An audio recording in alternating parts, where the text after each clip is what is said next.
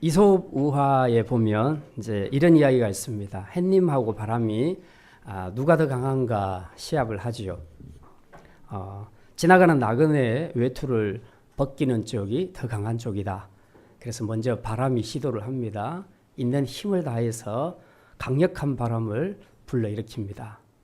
그래서 자기 생각에는 그러면 옷이 벗겨지리라고 생각했는데 이 나그네가 날씨가 추워지니까 더 열심히 끼어 입습니다. 그래서 아니라는 것을 알게 됐죠. 자, 그 다음에 햇님 순서입니다. 이제 햇님이 구름 가운데서 고개를 내밀고 그리고 따뜻한 열기를 비춰주기 시작했습니다. 시간이 지나면서 이 열기가 이제 그 나그네에게 전달되고 날씨가 점점 더워지니까 나그네가 스스로 옷을 벗기를 시작합니다. 이 이야기가 주는 교훈은 진짜 강한 것은 겉으로 나타나는 힘이 아니라 그 내면의 부드러움이다. 내면의 부드러움이 사람을 바꿀 수 있다. 그래서 이것을 온유라고도 그렇게 표현합니다. 자, 이번 주에 보게 될 내용 중에 산상수훈이 나오는데요. 거기도 보면 온유, 오늘 5장 5절 말씀 읽었죠. 마태복음. 온유한 자는 복이 있나니 그들이 땅을 기업으로 받을 것이며. 이제 마태복음 5장부터 7장까지는 산상수훈, 예수님께서 산 위에서 설교하셨다고 해서 산상설교 혹은 산상수훈이라고 그렇게 말하기도 합니다. 자, 이 많은 내용의 금과 옥조 같은 내용들이 굉장히 많은데 이 많은 내용들이 궁극적으로 뭘 이야기하냐 하면 하나님 나라 법은 이런 것이다. 그리고 하나님의 백성은 이렇게 사는 것이다 하는 소위 그 천국 시민의 윤리 강령을 보여주는 것이 산상수훈이라고 생각하시면 되겠습니다. 자, 근데 이제 산상수훈이 시작하는 대목이 바로 오늘 본문 마태복음 5장 이 첫 부분인데요. 이 앞부분에 보면 팔복이 나옵니다. 8가지 종류의 복 있는 사람에 대해서 말하고 있는데 맨 처음 팔복은 이렇게 기록합니다. 3절에 보니까 심령이 가난한 자는 복이 있나니 천국이 그들의 것이며 또 두 번째는 애통하는 자는 복이 있나니 그들이 위로를 받을 것이며. 자, 이렇게 진행하는데요. 우리가 이 팔복을 다 읽을 때 좀 주의해야 될 사항이 있습니다. 무슨 복이 있나 복을 자꾸 들여다보지 마시고 이 복받은 사람들이 어떻게 사는가, 어떤 삶으로 사는가 하는 삶의 태도에 우리가 주목하고 보셔야 됩니다. 그것이 진짜 이 팔복, 산상수훈에 나타나는 그 팔복에 대한 이해를 바르게 가지는 것입니다. 다시 말해서 천국 시민이 가져야 할 품성은 어떤 것들인가? 많은 것들이 있는데 이 8가지가 천국 백성이라면 마땅히 가져야 될 품성이다라고 받아들이시면 정확합니다. 자, 여러분들이 집에 가셔서 한번 쭉 보십시오. 나는 심령이 가난한가? 나는 애통한가? 온유한가? 자, 이렇게 쭉 한번 확인해 보시면 내가 구원받은 천국 백성으로서 잘 살고 있는가 하는 것들을 우리가 확인을 해볼 수 있겠습니다. 자, 오늘은 그 중에서 세 번째 온유에 대해서 말씀을 생각할 건데요. 천국 백성들이 가져야 될 그 성품 중에 세 번째 이 온유. 이 온유란 뜻이 첫째 뭔가? 이제 대부분 다 아십니다. 온유가 뭡니까? 한자말로 그대로 풀이하면 온유, 따뜻할 온자에 부드러울 유자. 그래서 따뜻하고 부드러운 것, 그런 성품을 온유라고 일단 사전적으로는 그렇게 풀이할 수 있겠습니다. 자, 근데 성경에서 말하는 온유는 이 사전적인 의미 이상의 복합적인 의미가 있습니다. 그게 뭐냐 하면 두 가지 의미가 더 전제되어 있습니다. 이 온유라는 것은 단지 부드러운 것이 아니라 그 속에는 두 가지가 더 있어야 된다. 하나는 겸손이고 하나는 자기절제. 겸손과 자기절제가 같이 들어간 것이 그 부드러움이 진짜 온유다. 그렇게 말합니다. 그 히브리어로 온유란 단어는 아나와라는 말인데 이 아나와라는 말의 의미가 바로 겸손이라는 뜻입니다. 그러니까 분명히 온유라고 번역을 하고 있는데 실제로 원어는 겸손이라는 뜻을 가지고 있습니다. 그러니까 온유하다는 말 속에는 반드시 겸손하다는 의미가 들어가야 된다는 것이고요. 자, 그 다음에는 이제 자기 절제가 있습니다. 자기 절제가 뭐냐? 내가 약해서 당하는 것이 아니라 나에게는 충분히 그것을 이길 만한 힘이 있는데도 불구하고 내가 가지고 있는 어떤 선한 목적이나 선한 가치관 때문에 내 힘을 사용하지 않는 것. 그래서 때로는 지는 형태로, 당하는 형태로 나타나는 것. 이게 바로 자기 절제입니다. 그런데 온유 속에는 바로 이 자기 절제가 포함되어 있다는 겁니다. 그래서 우리가 온유를 이해할 때 반드시 이 세 가지, 첫째는 겸손, 둘째는 자기 절제, 셋째는 부드러움인데 이 부드러움도 이따가 다시 제가 설명을 드릴 겁니다. 자, 그러면 이 세 가지 요소를 가진 온유, 이 온유의 품성을 가진 사람이 이 지구상에는 과연 몇 명이나 될까? 그리고 또 온유하면, 사람이 온유하게 살면 무슨 유익이 있을까? 그리고 우리는 과연 온유한 사람이 될 수 있을까? 만약 될 수 있다면 어떻게 하면 온유할 수 있을까? 이제 이런 여러 가지 질문들이 나올 수 있겠습니다. 자, 그래서 오늘은 이 온유함을 주제로 해서 이 세 가지 질문에 대해서 답을 한번 찾아보려고 합니다. 자, 첫 번째 질문입니다. 온유에 대한 첫 번째 질문. 실제로 온유한 사람들은 있는가? 있습니다. 정답은. 자, 잘 살펴보면 우리 주위에서도 온유한 성품, 비슷한 성품을 가진 사람들을 볼 수 있습니다. 자, 여러분 주위에 온유한 사람 하면 떠오르는 사람이 있습니까? 여러분 주위에 온유한 사람 하면 이봉서 집사님요? 온유합니까? 예. 김미숙 집사님? 사람들이 막 쑤시네요. 저쪽으로. 우리 교회도 분명히 온유한 사람이 있을 건데요. 성경에 보면 온유한 사람의 실례가 많이 나와 있습니다. 그중에 오늘 3명을 좀 볼 건데요. 첫 번째는 모세입니다. 자, 민수기 12장 3절에 보면 모세를 이렇게 소개하고 있습니다. 이 사람 모세는 온유함이 지면의 모든 사람보다 더하더라. 민수기는 모세를 이야기할 때 대놓고 온유한 사람이라고 그렇게 표현하고 있습니다. 근데 우리가 아는 것처럼 모세는 과거 전력이 온유한 사람이 아니었습니다. 그죠? 사람을 돌로 쳐서 죽인 전력이 있는 사람이었습니다. 전혀 온유한 사람이 아닌데 성경은 어느 대목에 가서는 모세를 온유한데 세상에서 가장 온유한 사람으로 그렇게 표현을 하고 있습니다. 그럼 무슨 일이 일어났습니까? 뭔가 일이 일어났다는 거죠. 그러니까 전혀 온유하지 않았던 사람이 온유하게 되었다는 거죠. 이제 어떻게 이 사람이 온유한 사람이 될 수 있었는가는 이따가 다시 우리가 말씀을 통해서 보겠습니다. 자, 아무튼 모세를 온유하다고 말할 만한 그 성경적인 사건이 하나 있었습니다. 이제 아까 12장 3절에 그 모세를 온유하다고 말했는데 그 구절 바로 다음에 나오는 하나의 사건이 있습니다. 그게 뭐냐 하면 모세가 어느 날 구스의 여자, 흑인 여자와 결혼을 하게 됩니다. 자, 이걸 두고 모세의 누나 미리암과 형 아론이 엄청나게 모세를 비방합니다. 지도자가 왜 그 모양이냐? 하나님이 너하고만 말씀하냐? 우리하고도 말씀한다.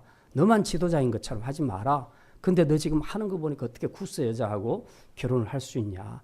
사실 구스 여자하고 결혼한 그 배경에 대해서는 이들이 다 제대로 알지를 못합니다. 아무튼 그들은 겉으로 드러난 것만 보고 모세를 비방하기 시작합니다. 모세의 리더십에 정면으로 도전을 하게 된 거죠. 지금까지 이스라엘을 인도했던 최고 인도자 모세, 그것도 하나님이 세우신 지도자를 지금 이 사람들이 아무렇지도 않게 마구 공격을 하고 있는 겁니다. 근데 이것이 지도자인 모세에게는 엄청난 상처가 될 수 있었습니다. 굉장한 충격이었죠. 하나님의 종을 함부로 판단해서 자기 마음대로 공격하는 이 태도는 어떻게 보면 하나님을 공격하는 것과 똑같은 것으로 간주되었습니다. 모세는 정말 인간적으로는 견디기가 너무 힘들었습니다. 하지만 모세는 일절 대응하지 않았습니다. 자기 감정을 절제했던 겁니다. 자, 근데 모세는 참았는데, 모세는 절제했는데 대신 누가 나서냐 하면 하나님이 직접 나섭니다.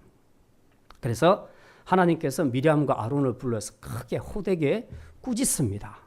꾸짖고는 이렇게 말씀하시죠. 너희들이 뭘 안다고 감히 내가 세운 지도자 모세를 비방하며 그 리더십을 공격하냐. 이게 나에 대한 도전이 아니고 뭐냐. 하나님께서 미리암과 아론을 크게 꾸짖으시고 미리암에게 저주를 내리십니다. 그래서 그 일로 인해서 미리암이 이제 나병 환자가 되지요. 얼굴이 하얗게 이제 변하게 됩니다. 하루는 모세가 보니까 자기 누나 얼굴이 하얗게 변해 있는 겁니다. 완전 나 환자가 돼버린 겁니다. 자, 이 저주받은 모습을 볼 때 모세가 굉장히 마음이 아팠습니다. 그래서 하나님 앞에 엎드려 기도하지요. 하나님, 제발 원하건대 그를 좀 고쳐주십시오. 그렇게 기도합니다. 자기 리더십에 상처를 준 누이였지만 모세는 그녀를 위해서 기도했습니다. 바로 이런 모세의 관대함, 그리고 일체 대응하지 않는 자기 절제, 이것을 두고 모세를 온유하다고 성경은 그렇게 말하고 있습니다. 그래서 이 일로 모세는 온유함의 표상이 되었습니다. 자, 두 번째는 다윗이라는 사람입니다. 다윗 집정 후반기에 보면 아들 압살롬이 반란을 일으키게 됩니다. 그래서 어쩔 수 없이 피난길에 오르게 되는데요. 아들의 반역이라 마음이 정말 아팠지만 그래도 일체 다윗은 대응하지 않았습니다.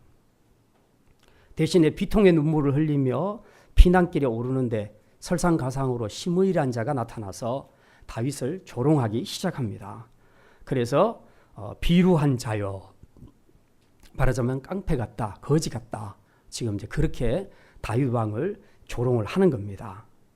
처음엔 들을 때 뭐 잠깐 저러다 말겠지 그렇게 생각했는데 보니까 이 시므이가 계속 다윗 일행을 따라오면서 계속 저주를 퍼붓는 겁니다. 정말 아무리 피난 가는 신세지만 지금 일개 국가의 왕인데 자기 왕을 백성이 이렇게 조롱하고 모독하는 것은 절대로 참을 수가 없는 상황이죠. 그래서 얼마나 화가 났으면 옆에 호위하던 아비새가 다윗에게 그렇게 말합니다. 내가 저 개 같은 자를 죽여버릴 것입니다. 그러니 다윗 왕이시여 나에게 명령만 내리십시오. 내가 죽여버리겠습니다. 아비새가 그렇게 말할 때 다윗이 어떻게 말합니까? 사무엘하 16장에 보면 이렇게 말합니다. 가만 내버려 둬라. 저가 저주하는 것이 하나님이 허락하신 일이라면 누가 뭐라 하겠느냐? 혹시 여호와께서 나의 원통함을 감찰하신다면 이 저주 때문에 훗날 내게 선으로 갚아주실 것이라. 그러니까 말 한마디만 하면 시므이 정도는 죽일 수도 있고요. 죽여도 아무 문제가 되지 않는 그런 상황입니다. 그런데도 다윗은 자신의 그 화난 감정이나 복수 이런 것들보다는 지금 도대체 저 입을 통해서 저주하는 저 사건이 왜 일어났을까? 저게 하나님으로부터 온 것인가? 그것을 생각을 했다는 겁니다. 만약 하나님이 허락하신 일이라면 내가 그를 죽이는 것이 무슨 의미가 있겠는가? 다윗은 정말 자신의 분노와 억울함, 복수의 행동까지 다 하나님께 맡기고 이제 모든 것은 하나님이 알아서 해주시도록 그렇게 자기의 감정을 절제했던 것입니다. 이게 바로 다윗의 온유함입니다. 온유한 사람은 순간적인 자기 감정을 따라 되는 대로 행동하는 것이 아니라 하나님의 뜻이 어디 있는가를 생각하면서 그 뜻 앞에 겸손히 자기를 내려놓는 사람, 그런 사람이 온유한 사람입니다. 자, 세 번째, 예수님이 있습니다. 사실 온유한 사람을 이야기할 때 가장 완벽한 온유함을 보여주신 분이 바로 예수님입니다. 마태복음 12장 28절부터 29절까지 보면 이렇게 기록합니다. 수고하고 무거운 짐진 자들아 다 내게로 오라. 내가 너희를 쉬게 하리라. 나는 마음이 온유하고 겸손하니 나의 멍에를 메고 내게 배우라. 그리하면 너희 마음이 쉼을 얻으리라. 예수님 스스로가 자기는 온유하고 겸손하다고 그렇게 말씀합니다. 예수님의 온유함은 어디서 발견되는가? 여러 군데서 발견되지만 그 온유가 가장 극적으로 나타난 곳이 바로 십자가 사건입니다. 예수님은 본래 하나님이셨습니다. 그런데 우리 죄 때문에 낮고 천한 인간의 모습으로 내려오셨죠.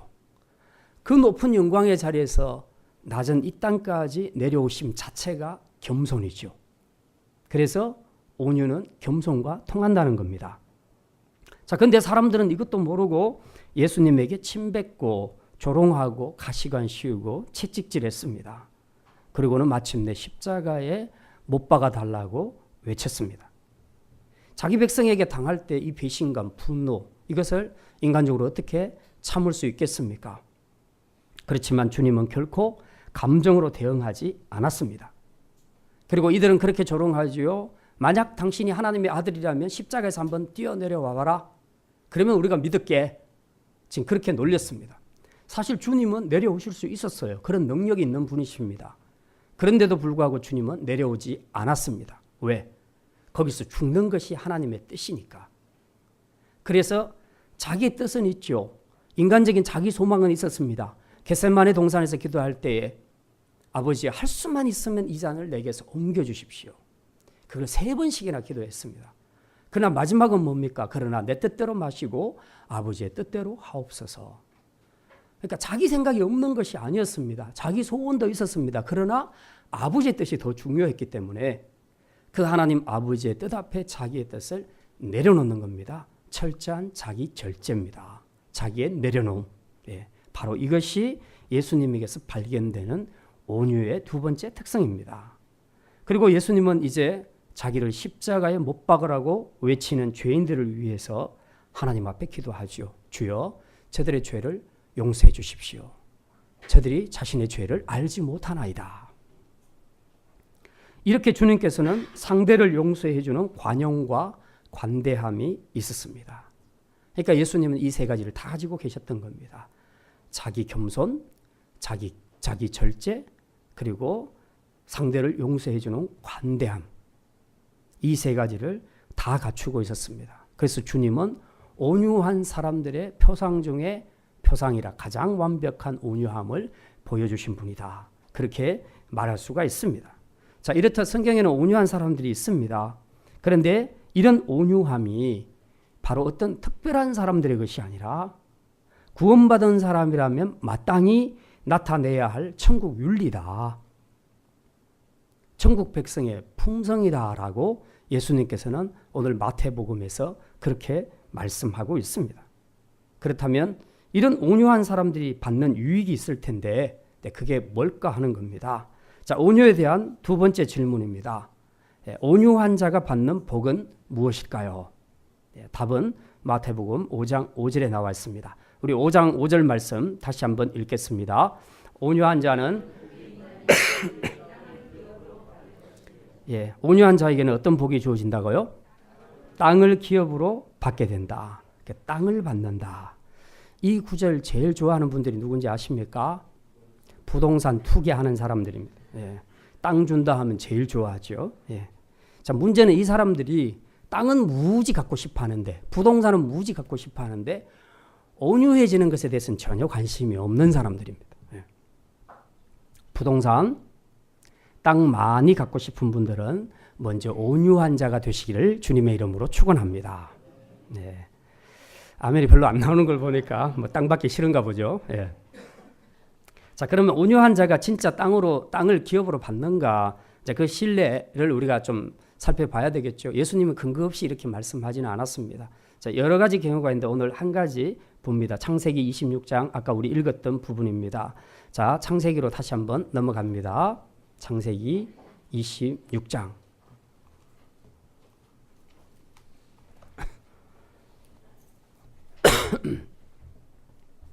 자, 펴놓으시고 이제 말씀 계속 생각합니다. 자, 한 번은 이삭이 흉년을 피해서 블레셋 땅, 그랄 땅으로 가게 됩니다. 여기서 이제 우리가 잘 아는 사건이 있죠. 자기 아내를 누이라고 속이다가 들통나서 크게 망신당하는 이제 그런 일이 있었는데요. 아무튼 이제 그 일이 있고도 그 땅에서 열심히 착실하게 농사를 지어서 하나님께서 복을 주시는데 아주 큰 거부가 되게 하십니다.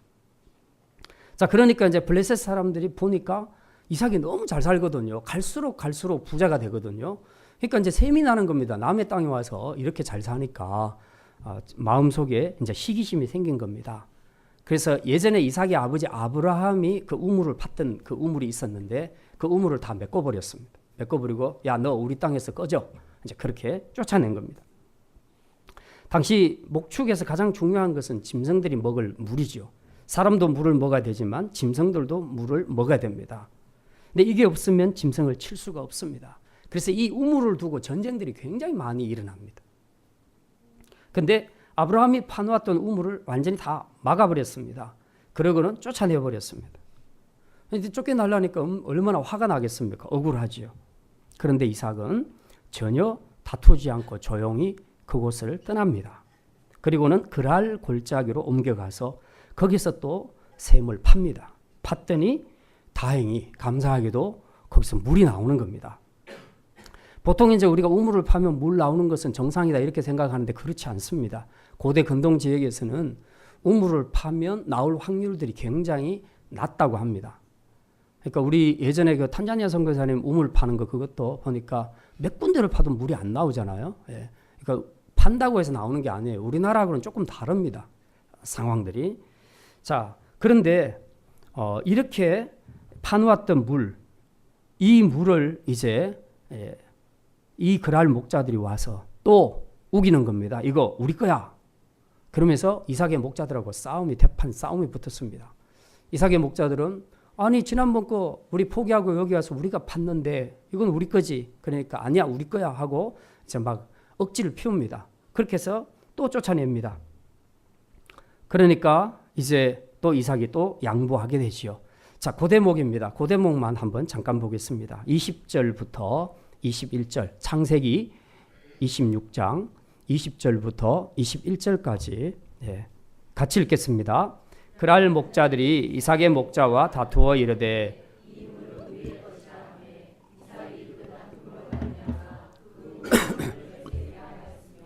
또 다른 우물을 팠더니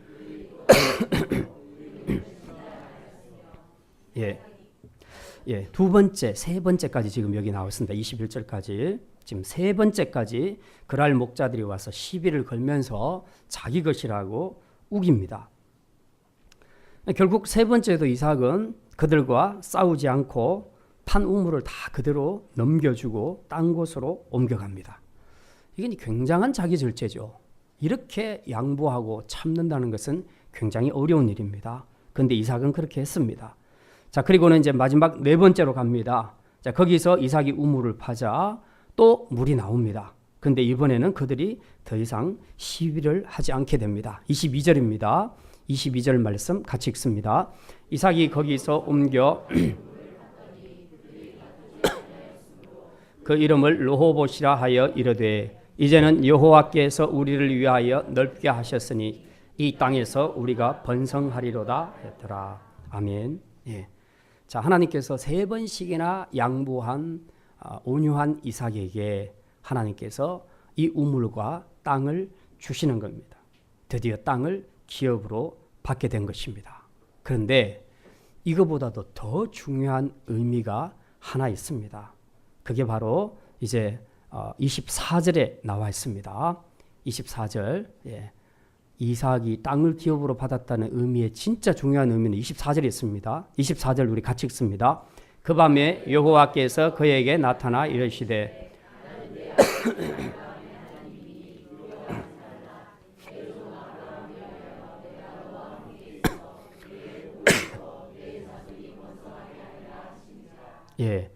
결국 이삭은 그 땅, 그랄 땅만 받은 것이 아니라 궁극적으로 24절에 보니까 하나님이 약속하신 가나안 땅을 받았다는 겁니다.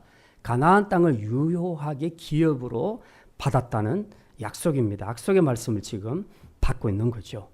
그러니까 온유한 자가 복이 있나니 그들이 땅을 기업으로 받는다 했을 때 그 땅은 이 땅에서 갖게 되는 부동산만 의미하는 것이 아니라 궁극적으로 영적인 가나안 땅, 그 약속의 땅, 천국을 얻게 될 것이라는 그런 중요한 의미를 가지고 있다는 것입니다. 그래서 예수님도 온유한 자가 땅을 기업으로 받게 되리라 그렇게 말씀하셨습니다. 자, 그런데 이제 중요한 것이 하나 있습니다. 예수님께서 산상설교에서 온유한 자는 복이 있나니 그들이 땅을 기업으로 받을 것이며 라고 이렇게 막 설교를 할 때에 이 말씀을 듣는 당시 무리들, 그 당시 사람들의 마음이 어땠을까 하는 겁니다. 뭐 우리 생각에는 별 문제가 없겠지 그렇게 생각할 수 있는데 굉장히 이게 충격으로 와닿았습니다. 왜냐하면 예수님이 이 말씀을 전할 당시에 그 당시에 세계를 장악하고 있었던 나라가 어떤 나라입니까? 로마였죠. 로마가 세상을 정복하고 로마가 그 주변의 모든 땅을 다 빼앗아갔습니다. 온유함으로? 아니죠. 힘으로, 군사력으로, 무력으로 땅을 다 차지했던 겁니다. 그러니까 지금 이 설교를 듣고 있는데 도무지 이해가 안 되는 겁니다. 온유한 자가 땅을 기업으로 받는다 했는데 지금 역사를 보니까 역사는 전혀 그게 아니더라. 반대로 진행되더라. 이게 바로 이제 기독교의 역설이죠. 예. 기독교는 역설이 많습니다. 네가 살고자 하느냐? 죽어라. 네가 높은 자리에 오르고 싶냐? 낮아져라. 네가 섬김 받고 싶냐? 섬겨라. 이게 전부 기독교의 역설입니다. 무슨 말입니까? 땅을 차지하는 것이나 무엇이든지 간에 기독교의 역설이 말하는 것은 세상의 이치와 하나님 나라 법은 반대로 간다는 겁니다. 세상의 이치와 하나님 나라 법은 전혀 다르게 진행된다. 세상이 가르치는 원리는 힘으로 정복하는 약육 강식입니다. 그런데 하나님 나라의 윤리는 그게 아니라는 겁니다. 그럼 어떤 겁니까? 힘을 빼라. 강한 것보다 부드러운 자가 되라. 관대해라. 용서하고 참아라. 감정과 힘을 절제해라. 자세를 낮추라. 온유해라. 그러면 너희가 땅을 기업으로 받게 되고 천국을 기업으로 받게 될 것이다. 그렇게 말씀하고 있습니다. 그러므로 우리가 가져야 될 가치관, 윤리관은 바로 온유함입니다. 세상의 힘으로 누군가를 정복해서 땅을 차지하는, 부동산을 차지하는 것이 아니라 온유함으로 하나님이 주시는 복, 그리고 특별히 영적인 가난을 차지하는 것, 이것이 하나님이 주시는 축복이고 이런 가치관과 윤리관을 따라 살아야 하는 것이 천국 백성의 올바른 태도라는 것입니다. 그래서 이제 우리 믿는 성도들이 소망해야 할 것은 이 땅의 부동산이 아니라 하나님께서 예비하신 하나님 나라 천국임을 믿으시기를 바랍니다. 그리고 그 땅을 얻고자 한다면 이제 우리는 온유함으로 살아가야 할 것입니다. 우리가 훗날 천국에 가면 우리 모두는 완전한 온유함의 성품으로 살아가게 될 것입니다. 그런데 그걸 우리가 이 땅에서 실습하는 겁니다. 실습하고 누리고 사는 것, 이게 바로 산상수훈에서 나타난 팔복입니다. 바라기는 이제 온유함으로 하나님이 주시는 하늘의 기업과 이 땅의 기업까지 풍성히 누릴 수 있는 복된 성도들이 다 되시기를 바랍니다. 자, 마지막 세 번째 질문입니다. 온유에 관한 세 번째 질문. 어떻게 하면 우리도 온유할 수 있겠습니까? 여러분 온유하기를 원하십니까? 지금 이대로 계속 살아도 좋겠습니까? 이 성질대로? 네. 온유함으로 살고 싶죠? 자, 온유함은 천국 백성이 가져야 할 성품이라고 했고요. 하나님 나라의 윤리 강령이라고 얘기했습니다. 벌써 천국 백성이 가져야 될 성품이다 하는 순간에 엄청 부담이 되잖아요. 그죠? 이거는 천국에 가서나 이루어질 일이 아닐까? 지금 나는 아닌데. 근데 또 생각해 보면 나는 구원은 받았다고 생각하는데, 근데 내 삶은 천국 백성으로서의 그 성품은 안 나타나 있고, 자, 이러기 때문에 갈등들이 이제 많이 일어나게 되겠죠. 그러니까 우리 안에 이런 의문이 드는 겁니다. 나도 정말 예수님처럼 온유할 수 있을까? 정말 겸손하고 어떤 상황에서도 화내지 않고 자기 절제하고 그리고 나를 낮추고 다른 사람이 나한테 잘못해도 관대하게 그것을 용서해 줄 수 있는 이런 온유한 사람이 과연 나는 될 수 있을까? 물론 우리 주위에도 온유해 보이는 사람들이 있기는 있습니다. 그런데 그런 사람들을 보면 많은 사람들이 생각하기를 저 사람 참 온유해. 그리고 저 사람은 아마 타고난 성품일 거야. 아까 뭐 그런 말씀 있었죠. 우리 교인들 중에서도 온유한 사람 하면 막 떠오르는 사람이 있다면 저 사람은 정말 타고난 성품일 거야. DNA가 그럴 거야. 그리고 아마 그 후천적으로 환경 속에서도 그런 것들이 형성될 수 있어요. 성품이 형성될 수 있습니다. 그런데 그런 온유해 보이는 사람이 있다 칩시다. 그런다 할지라도 세상 사람들이 말하는 온유란 것은 주로 겉으로 나타난 부드러운 태도만 보고 이야기를 합니다. 물론 그것도 나쁜 건 아닙니다. 그러나 그 부드러움은 성경이 말하는 온유와는 근본적으로는 차이가 있다는 겁니다. 성경이 말하는 온유는 아까 제가 세 가지 요소 말씀드렸죠. 겸손과 자기 절제와 관대함.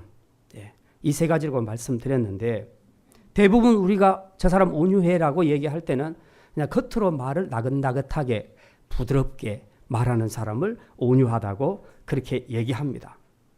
물론 부드러운 말과 행동 이런 것들은 정말 막 쉽게 화내고 흥분하고 막 집어던지고 부수고 막 그런 다혈질 그런 사람들보다는 훨씬 더 심적으로 안정감을 주니까 그게 좋은 것도 사실입니다. 그런데 그런 성품은 타고날 수도 있고 환경에 의해서 만들어질 수도 있습니다. 근데 중요한 건 그게 아니고요. 겉으로 부드러운 것은 성경이 말하는 진정한 온유가 아니라는 겁니다. 겉으로 부드러운 사람 중에도 속으로는 되게 교만한 사람이 있고 상대방의 작은 잘못도 절대로 용서 안 하는 절대로 관대하지 않는 그런 사람들이 많습니다. 겉으로 말과 행동은 엄청 부드러운데 어떤 본질적인 문제로 들어가서 자기를 건드리면 그때부터 자기 본색이 드러납니다. 그러고는 무섭게 반응하고 공격하는 그런 사람들이 많이 있습니다. 그런데 대부분의 사람들이 다 그렇다는 겁니다. 정도의 차이는 있지만. 심지어 어떤 사람은 아주 부드럽게 하면서 상대방에게 비수를 꽂는 그런 사람들도 있습니다. 이건 온유가 아닙니다. 그냥 겉모습, 태도가 부드럽다는 것뿐입니다. 진정한 온유라는 것은 겉으로 나긋나긋하고 부드러운 태도가 아니라 예수님처럼 자기를 낮추는 겸손함이 있어야 되고 어떤 동요된 상황 속에서도 자기 감정과 행동을 절제할 수 있는 자기 절제 그리고 상대의 잘못을 용서해 줄 수 있는 관대한 마음 이것이 진정한 온유라는 것입니다. 이걸 확실하게 자기 삶에서 한 몸으로 보여주신 분이 예수님이고 이걸 확실하게 보여준 것이 바로 십자가라는 것입니다. 결국 진정한 의미에서 온유는 타고난 것이 아니라 십자가를 통과했을 때만 얻을 수 있는 하늘의 성품이라는 것을 우리가 알 수 있습니다. 십자가 앞에서 자신의 죄가 못 박힘으로 죄 문제가 해결되고 그 십자가 앞에서 자기 자아가 완전히 죽을 때 그때 비로소 내 안에 자기 안에 예수님이 사실 때 우리는 비로소 예수님과 같은 온유한 성품으로 살게 될 줄 믿습니다. 그래서 온유라는 것은 천국 백성의 성품이다. 온유가 천국 백성의 성품이다 하는 것은 바로 그런 어마어마한 의미를 가지고 있다는 것입니다. 그러면 이제 우리가 어떻게 온유할 수 있겠습니까? 답은 이미 나왔습니다. 그냥 부드러운 성품이나 좋은 매너, 나긋나긋하게 말하고 행동하는 그런 것 말고 정말 우리 내면의 관대함과 겸손과 자기 절제를 가진 바로 그런 사람, 그런 온유한 사람이 되려면 먼저 십자가에서 자아가 죽어야 된다는 것입니다. 자기는 죽고 그 안에서 주님이 사시는 인생이 될 때 비로소 우리는 성경이 말하는 온유한 사람이 될 수 있다는 것입니다. 십자가에서 내 자아가 죽지 않고는 절대로 예수님과 같은 온유한 삶을 살 수가 없습니다. 그래서 온유가 천국 백성의 윤리 강령이라고 하는 것입니다. 이제 말씀을 마칩니다. 온유한 사람은 그저 부드러운 사람이 아니라 겸손과 자기 절제와 상대를 용서하는 관대한 부드러움이 있는 것을 말한다고 말씀드렸습니다. 이런 온유한 사람들이 분명히 있고 우리 중에도 가끔씩 이 온유함을 나타내는 사람들이 있지만 궁극적으로 주님이 말씀하시는 것은 천국 백성으로서의 윤리 강령을 지키려면 자기 힘과 의지와 결단으로 되는 것이 아니라 오직 십자가의 자아가 죽을 때 그때 내 안에서 충만하게 역사하시는 성령으로 말미암아 우리가 온유하게 된다는 것을 분명히 성경은 말하고 있습니다. 많은 사람들에게 감동과 매력을 줄 수 있는 아름다운 그리스도인, 온유한 그리스도인, 이런 그리스도인을 하나님뿐만 아니라 세상이 원하고 있다는 것입니다. 오늘 세상이 저와 여러분을 볼 때, 우리 기독교인들을 볼 때에 우리 안에서 이런 온유함과 아름다움을 볼 수 있기를 원합니다. 바로 그 사람이 저와 여러분이 되기를 원합니다. 그래서 우리 모든 성도들이 예수님을 영접한 천국 백성으로서 이 땅에서도 주님의 온유함을 본받아 삶에서 많은 사람들에게 안정과 감동을 줄 수 있는 온유한 사람, 매력적인 사람으로 살아갈 수 있기를. 그래서 마지막 날 이 온유함으로 산 그 축복으로 영적인 가나안, 하늘의 천국을 기업으로 맛보는 복된 성도들이 다 되시기를 주님의 이름으로 축원합니다. 기도합니다. 하나님, 우리도 주님처럼 온유한 사람으로 살게 해 주시옵소서. 겸손과 자기 절제와 상대를 용서하는 관대한 부드러움을 통해 세상의 안정과 평화와 감동을 주는 매력적인 성도로 살아가기를 원합니다. 무엇보다도 이것이 우리의 힘과 의지로 되는 것이 아니라 오직 십자가의 내가 죽음으로, 나의 자아가 죽음으로 되는 일임을 깨닫게 하시사 먼저 십자가의 죽음을 체험할 수 있는 성도들 되게 하여 주시옵소서. 이렇게 우리의 남은 평생을 온유함으로 살 때에 하나님께서 약속하신 영적인 가나안 땅, 영원한 천국을 기업으로 받을 수 있는 복된 성도들 되게 하여 주시옵소서. 감사드리며 우리 주 예수 그리스도의 이름으로 기도드립니다. 아멘.